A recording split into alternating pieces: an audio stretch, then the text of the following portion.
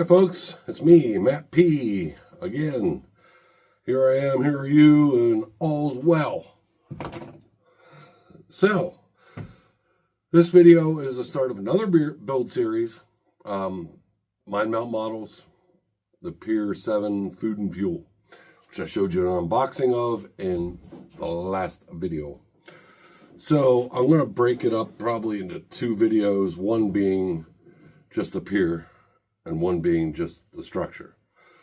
So I'm not going to go, as I build the thing, go through every single minute little tiny step with you. It just makes those videos interminably long.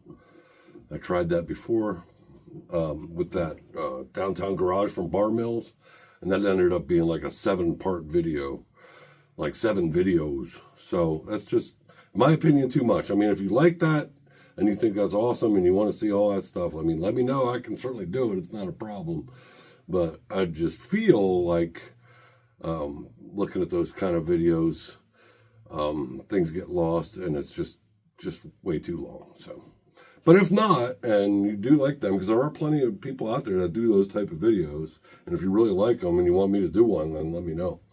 Okay, put it in the comments and hit like and hit subscribe and all that stuff.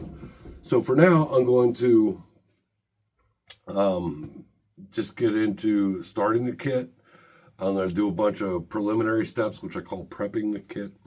When I'm done with that, I'll make that one little small video segment and then attach another segment, attach another segment, till it's all done. I'm going to try to keep it down to a decent length of time, but not make it like just go on for eons and eons and eons. We don't need that, I don't think. Anyway, so that's that. I'm going to go do some stuff, get some stuff prepped, all those little parts and pieces, the 3D printed stuff, and the windows and doors that are plastic. So I need to go give them a good shot of primer, let them dry, because I can't paint them without it. Got to wash them first, get all those mold releases off. So I wash all those parts in like some warm soapy water. Let them dry, give them a shot of primer, then hand paint them. So that's the plan. Also, we'll get all the strip wood, all the bracing and all the pieces for the railings and all that stuff. Get that all stained and ready for paint as well. Have it all separated because it's just a whole pile and rubber banded together. So I got to get all the pieces separated so I know what is what. And get that primed, or stained, I mean. And we'll go on from there. So, catch ya very soon. Okay, this little bit here is prepping the parts for the pier. I separated all the strip wood using the color coding there. Made myself a little cheat sheet.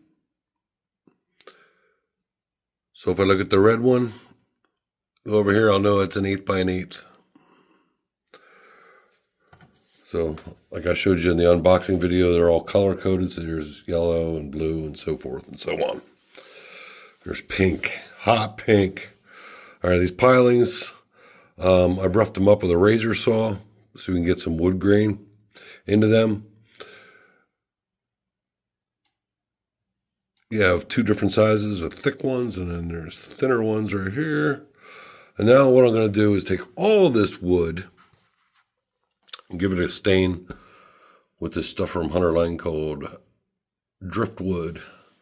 So really the easiest and quickest way to do that, lay out some paper towels, take a piece of wood, dunk it down in there, set it on the paper towel, let it dry a little bit, turn it around, stick it down the other side, pull it out,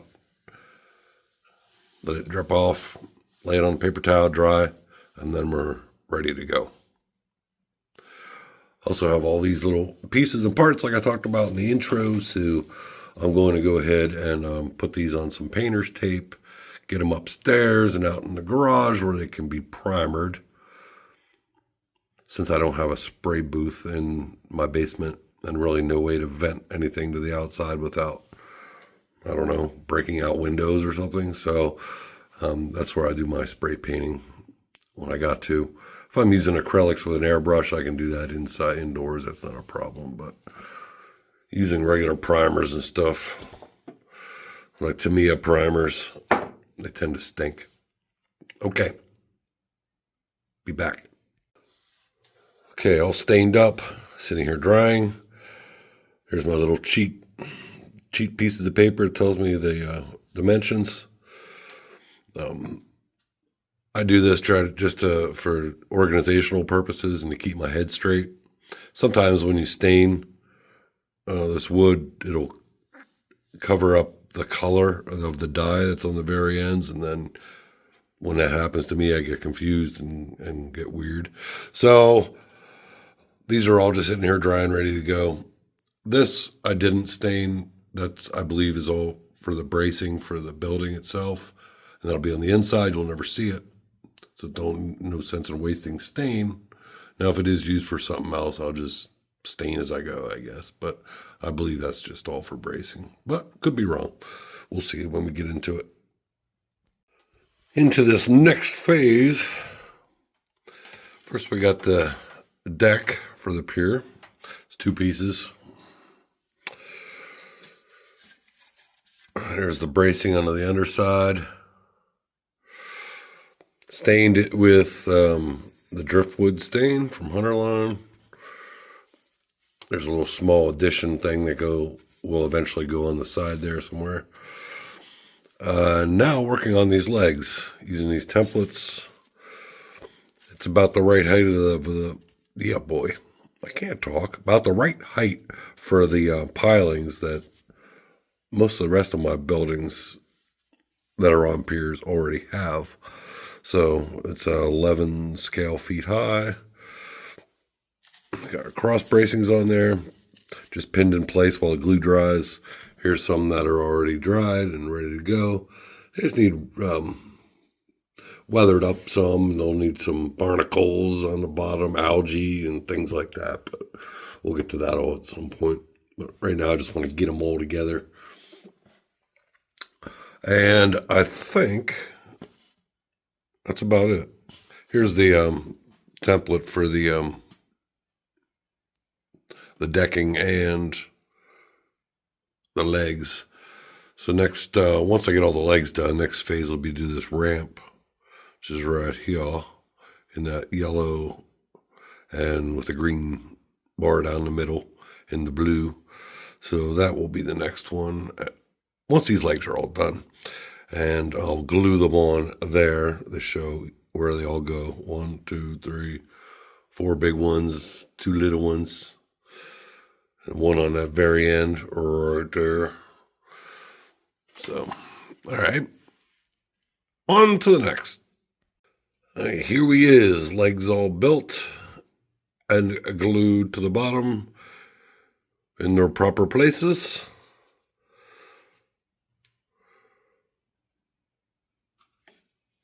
So they look pretty good.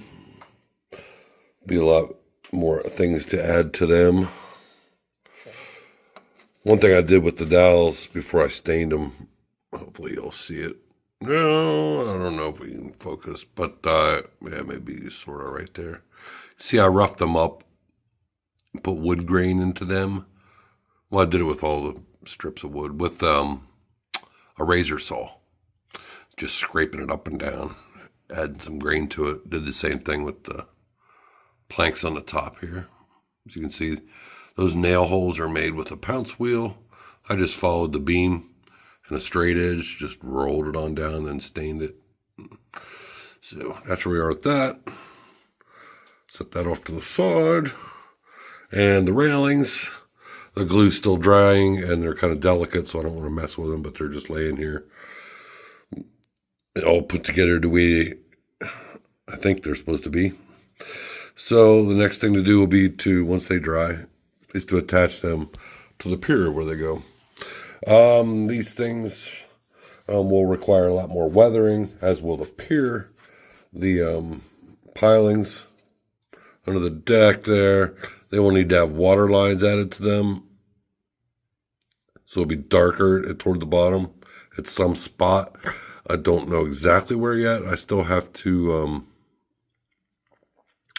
figure that out based on where the water line is showing on the other piers that I've done, so they all match the whole way across that portion of the layout and don't have water marks way up here when in actuality they're down there somewhere.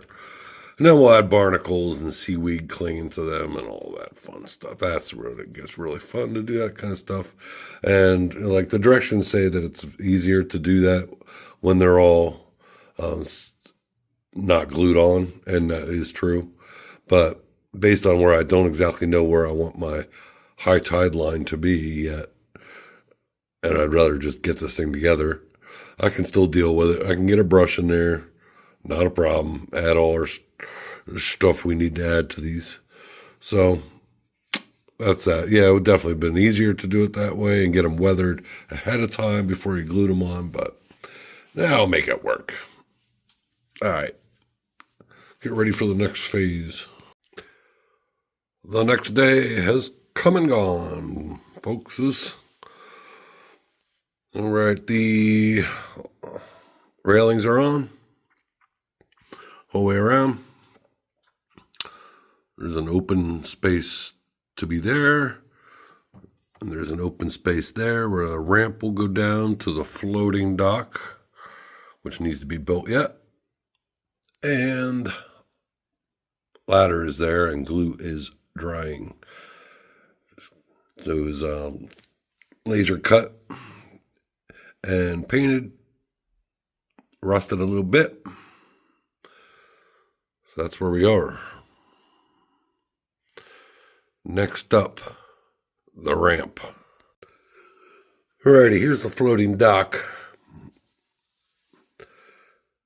Not done, but just want to show you where it's at. I put the floats underneath, just pieces of wood, painted them blue. Hopefully you can see that against the blue on that piece of foam. Now these pilings are glued on, waiting for the glue to dry before I do anything else. You see that one's offset there because this ramp will come down into that space. So that's where I chose to put that piling. The instructions show the pilings using this dowel rod. Boy, let's get into focus. Using this dowel rod. So I started to do that, and I thought that it looked a little overbearing. So I just went with the smaller dowels. And I think that looks a little better, but that's just personal preference. If you're doing a kit, you can do it with the big ones. It's not a huge deal. That for me, it's just aesthetics, I guess. So that's the way, what I did. Weathered the boards up, added the top metal part to it, rusted it up some. It just glues straight onto it. While things were drying, I did some of the weathering on the pier itself. Just weathering powders and some other stains, made some boards a little different shade here and there. So next, I cut these pieces of brass. They're supposed to go around the pilings and into the wood. Going to be glued in there as straps. So I'm going to use a little drill, wherever it is. There it is, little pin vise. Drill a couple holes on either side, get those things put in there, super glue them in place, and then paint them. I've used this brass before and painted it, and then tried to glue it and using fingers and tweezers and everything, and the paint will come off again, and it's just annoying. So I'll paint them in place once I get them in there. They won't look brassy when I'm done. Back to these pilings again. The tops of them, I just took an emery board and kind of beat up the tops some. As you might be able to see, just sanded down on an angle, and there we are. Okay, Let me get these brass rings on here, and we'll be back. Okay, floating dock is ready. There's little brass clips, I guess you could call them. Brass bands that go around the pilings. They're in there, glued in, painted. Looking okay. The ramp is the next thing I'm working on. Not done yet. Still have some more to do. But I didn't really have a template for that. So I'm kind of just going off the pictures and some of the verbiage and the instructions and kind of winging it. So I hope it'll come out looking okay in the end. I mean, I've been down around the docks and at the beach and so forth, and I've seen in the different marinas, and I've seen ramps and stuff put together with all kinds of piles of junk and everything else. And as long as they serve their purpose, then whatever. Anyhow, yeah, so it's built sort of to the specs for what there is of the specs. And as long as my little plastic people don't fall through a board and land in the drink, and it holds them upright and out of the drink, then we are in good shape. So let me get on to finishing this up. I guess we'll call it a wrap, actually, on this video, and just call it the Pier video. And make this oh boy. I was going to make it a one-parter. That ain't happening, it'll just get too long. I'm going to make, well, it'll be a two-parter plus maybe another small video, third-parter. So the two-parter will be the construction of the restaurant itself, and the third parter will probably be just adding all the details, painting and adding all that stuff to it. So basically this is done. Really what will occur is this will be glued onto here and down onto the floating dock. Gas pump will be to your left there. Actually, I have this set wrong. Be like that. With that offset pier there. But I'm not going to glue this ramp to that and to the main pier just yet until it's actually on the layout in the spot that I'm going to put it. Because I don't want to glue it together here on the workbench and then try to carry it and potentially damage something in transit to the layout. So I'd rather just do it in place, and that's probably what I'll do. So I figured out where the high tide marks are. I went and measured the other ones, came up with something, so it's pretty darn close. So I first of all stained up to the point. You can see, like, I don't know, see right there in the middle. I stained up to there with this creosote black weathering mix from Hunter Line. And then I went in with a combination of diluted brushing and dry brushing, these four actually, green paints to simulate algae stains and gook on them. These are from 3 small bottles here from Vallejo. They're actually airbrush paint, but they work fine out of the bottle for brushing as well. Olive green, a green brown, and this other one, which is a black green. And then a little bit of this khaki green craft paint from Anita's. So I am going to go ahead and add the barnacles to the bottom. I'll show that to you then, maybe on the third segment on the detailing part. But I'm going to go ahead and get them on right now. Anywho, you can see we got nice algae glop. It grows everywhere underneath these type of docks.